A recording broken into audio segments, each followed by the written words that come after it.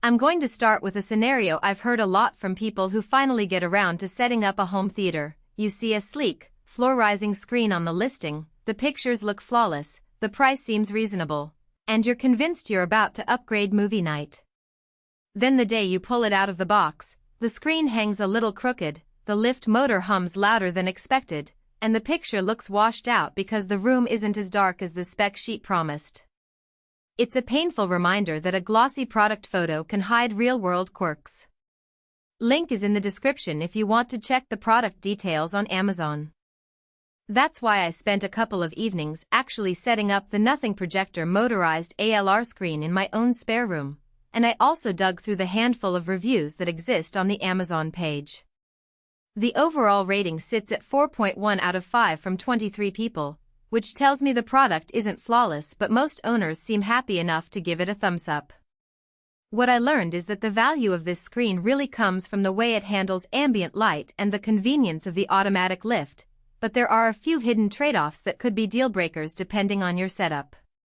First off, the most advertised claim is the 85% ambient light reject ALR performance.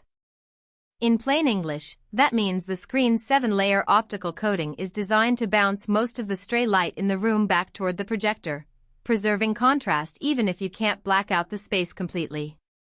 In my living room, which gets a decent amount of daylight from a west-facing window, the screen did a solid job. The black stayed deep enough that I could watch a 4K nature documentary without the picture turning into a gray wash. The difference was most noticeable when I turned on a floor lamp for reading. The screen held on to its contrast far better than a standard matte white screen I've used before. If you're someone who watches movies in a dedicated home theater that can be fully darkened, the ALR may feel like an overkill, but for a multi-use room or a bedroom where you can't afford blackout curtains, that 85% rejection is actually the main reason to consider this model. The lift mechanism is another area where the product lives up to the hype.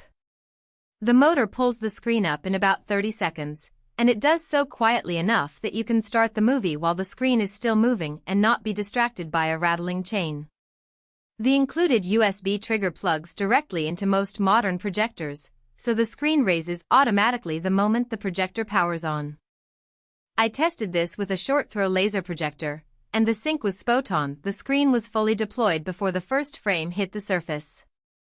This is a huge convenience if you plan to use the system regularly. You won't be wrestling with a manual pull-down every night. On the flip side, the motor does draw a bit of power from the wall, and you'll need to make sure the outlet is close enough or run a short extension cord, which can be an aesthetic compromise if you're particular about cable management. Now, let's talk about size and placement.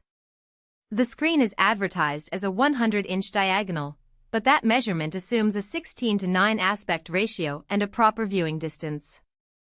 In practice, I found that to get the full 100-inch image without distortion, you need to position the projector at least a couple of feet away from the wall, which is fine for a standard throw setup but could be tight if you're using an ultra-short throw model that sits right against the wall. The manual does mention compatibility with standard, long, and ultra-short throw projectors, but you'll have to check the throw distance chart for your specific projector model. If you have a tiny apartment and want the screen to sit just a few inches from the wall, you may end up with a smaller usable image than the spec promises. One practical weakness I noticed is the weight of the screen material itself. The ALR coating adds a little heft, and while the motor is built to handle it, the screen doesn't feel as solid. When you give it a gentle tap, it flexes a bit, which can be disconcerting if you're used to a rigid whiteboard. This flex is not a functional problem. The picture quality remains sharp, but it does mean you shouldn't expect the screen to double as a whiteboard for presentations. Also, because the screen is retractable, the bottom edge sits on a low-profile guide rail that can collect dust over time.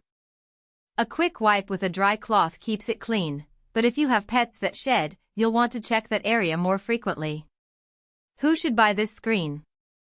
If you are a movie enthusiast who already owns a 4K or 8K capable projector and you live in a room where you can't achieve total darkness, the ALR technology will let you enjoy high-contrast images without investing in expensive blackout curtains. The